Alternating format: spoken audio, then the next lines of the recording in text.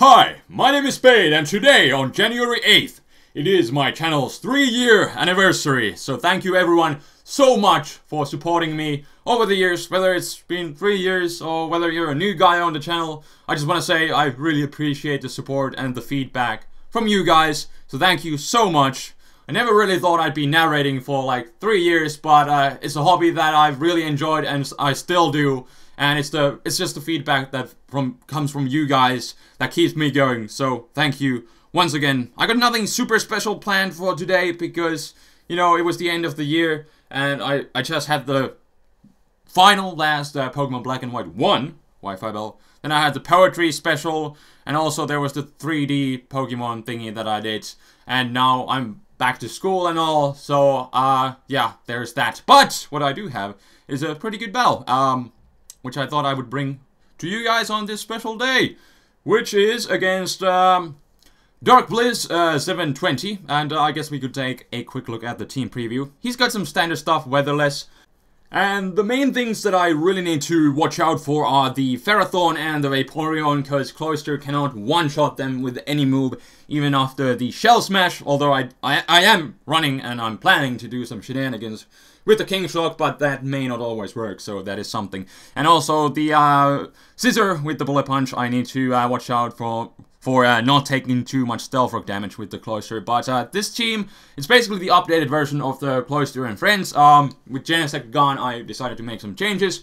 One of them is Politoed, because, you know, the team was otherwise kind of weak to fire, so it's there to compensate it, and, you know, also boost up Cloyster's Razor Shell. So that is what I basically got going on, and I think Gliscor is also the new addition to the team. But anyways, I decided to lead with Wobbuffet, trap something, go from there. He leads with Landers, goes for the U-turn, so I get to counter whatever comes in, and it is this Ferrothorn, and the HP goes down, but he lives with a sliver of health.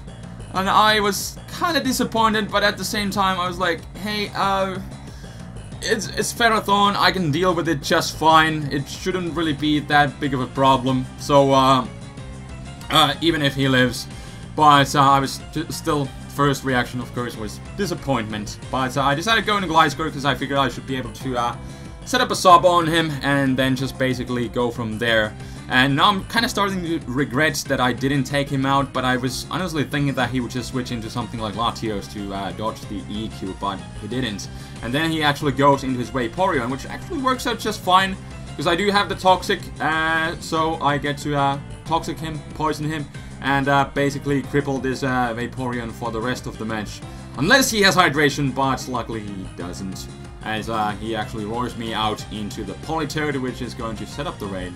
But he's running Water Absorb because he's not running a rain team or anything, so there's that. But I decided to go into my Fortress here, kind of to check whether he has Toxic, and then I also wanted to set up my own entry hazards in form of Stealth Rocks. But he goes for the Wish, and I'm like, damn, well, he's gonna pass that to Ferrothorn, isn't he? And there's really nothing I can do.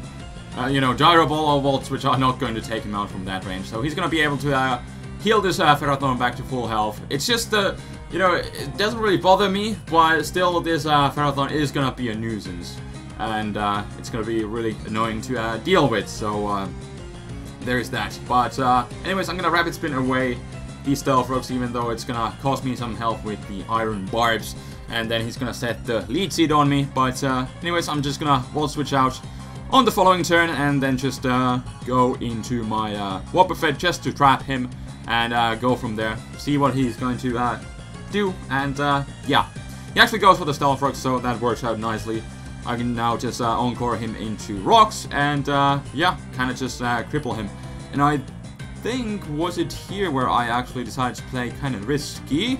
Yes, it is. I decided to go into Cloyster right here, because basically my goal with this team has been to hack a team to death with the combination of King's Rock and the multi-hitting moves. But he actually switches out, goes into his Scissor, and I know after Stealth Rocks, no matter whether he gets max damage, I can live a Bullet Punch. And he does get close to max damage, but I still live.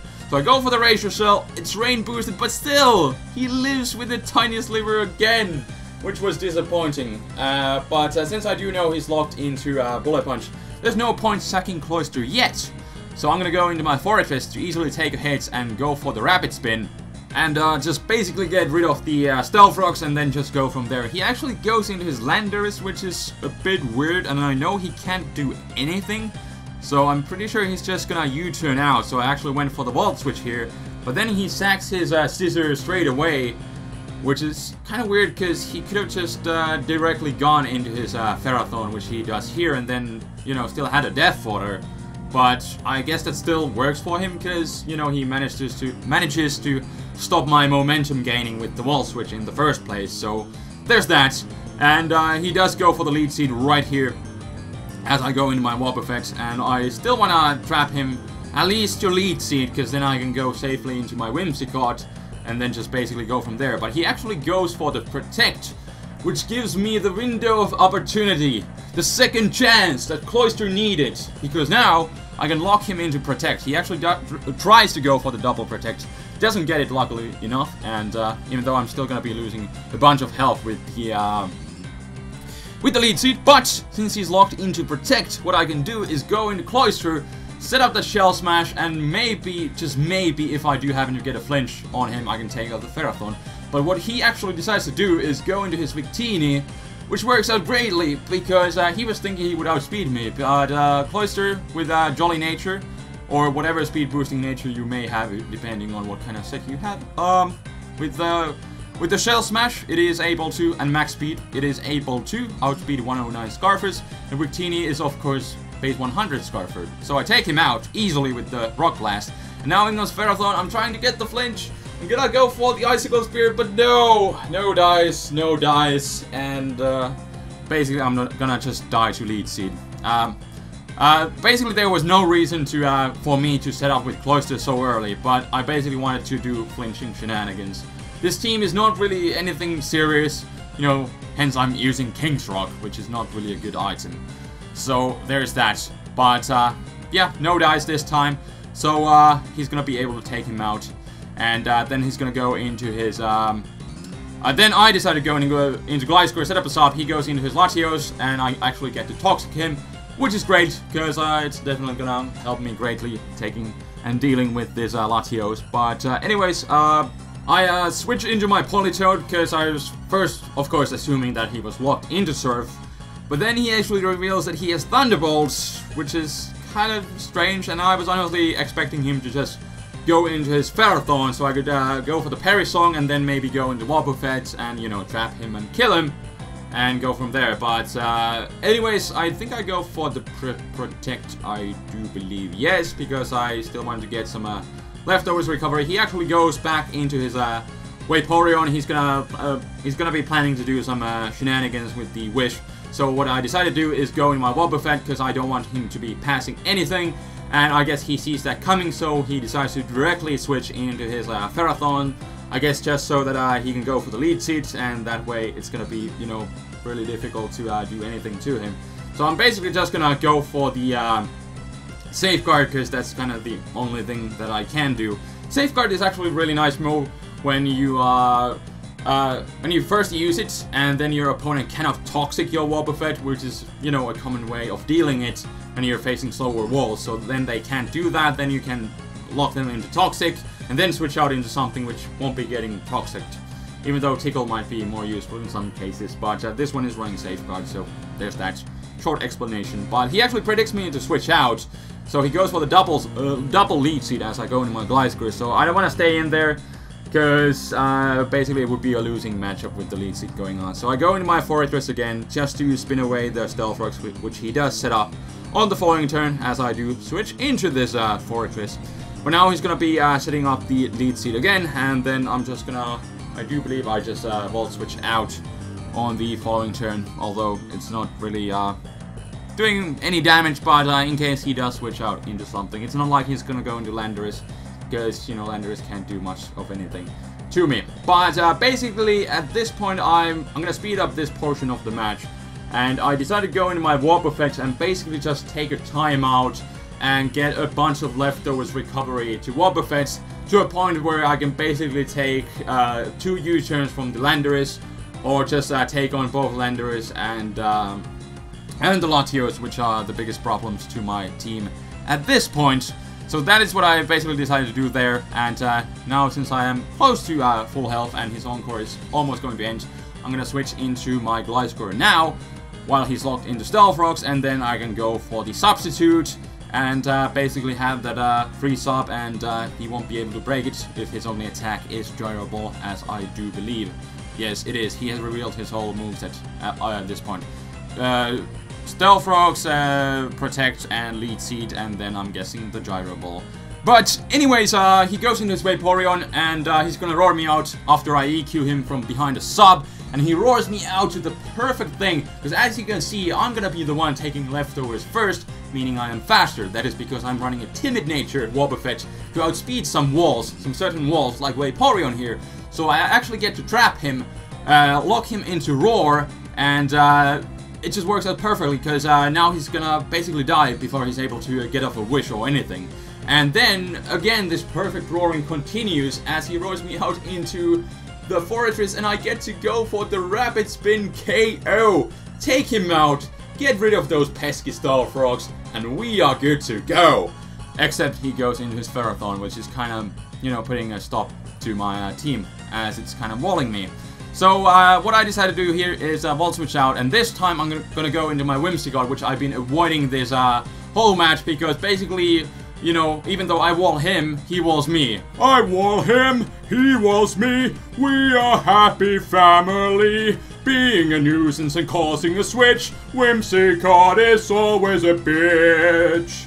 And I have no idea where that came from, but I felt like doing it for some random reason. And I'm sorry. But first I went for the Encore, because I wasn't sure whether he would want to go through with the stall fest of Whimsicott and the Ferrothorn. And I wanted to lock himself into whatever he was going to be locked into. I'm not sure, because I completely missed on everything. But Ingram's Landorus, and he's of course gonna U-turn, so I set up a sub just to gain my momentum, because I know he's gonna go for the U-turn. And he actually goes then into his Latios, which is Toxic, so that's fine. I can set up another sub and basically Toxic stall him a bit. But then what I actually decided to do is go into my Politoed again, because I was thinking he may want to go for Surf, and then I could just Protect and, you know, stall him out. But he actually goes into his Landers. That actually works out just fine, because, you know, regardless, I can go for the Protect and scout what the Landorus is going to lock himself into, because at this point, it is obvious that he is Joy Scarfed. So, he actually goes for the U-turn, so I can actually stay in, and I decided to go for the Scald, because I was just really hoping to, get a Scald burn, because that would definitely aid me on this, you know, stalling out this Ferrothorn, but don't get the Scald burn, unfortunately. So it's time for a plan B, and just go for the Paris song.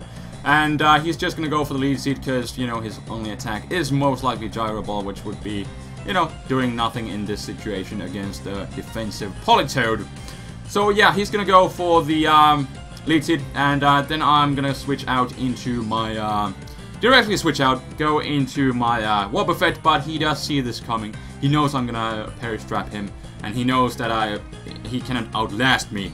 So he's gonna actually switch out into his Landers. Well, but that still works out fine, because I did the timeout shenanigans, and I'm almost back to full health. So I can take a U-turn, no problemo, and just go for the counter, and basically something is going to die, and he doesn't want to risk, you know, going into his Ferrothorn again, because last time he was so close to dying.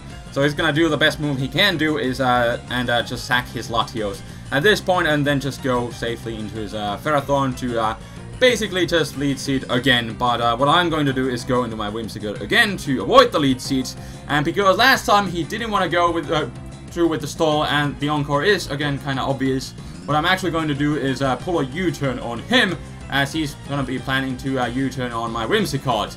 So you have been just U-turned, or something like that. So I'm going to be the one gaining the momentum, and then I'm going to go back into my Wobbuffet. And yeah, again with the leftovers recovery from the earlier session, I'm actually able to take any one attack from this Landorus, and he decides to go for the U-turn. And now we just basically have to wait and see whether the counter will take out the Ferrothorn this time, especially after the Stealth Rock damage. It may just come in handy, and the HP goes down, down, down, down, and down goes the Ferrothorn, and the circle closes. And that is basically going to be the end of the match. Just like it started, it's gonna end. But this time the Featherthorn actually did die. And now his last Pokemon is the Landorus, and he's gonna be forced to lock himself into one move, and he actually chooses HBIs. I'm pretty sure I actually could have taken the HBIs, because that was a crit. Not that it really matters, but, you know, just saying. But anyways, gonna go into my Fortress. I don't want to play any games still, and because I know that Rapid Spin will not take him out from that range, so I'm just gonna go for the Gyro Ball. But regardless, Fortress will take the game-winning kill, and that will be the game! So, thank you for watching so much, and thank you for the past 3 years. Once again, let's see what this new year is going to bring us. Definitely more Pokemon Black and White 2 Wi-Fi Battles, and most likely some other random stuff. And even more weirder random stuff. Most likely. I have no idea, but I always like to do some random surprises, and that is not going to change. So stay tuned for random stuff, and the good old stuff that you always enjoy. And yeah, that is gonna be all. Thanks for the support once again, and here's for another year. Let's see what it brings us. Until next time, this is TheFlamingSpade, signing out. Peace!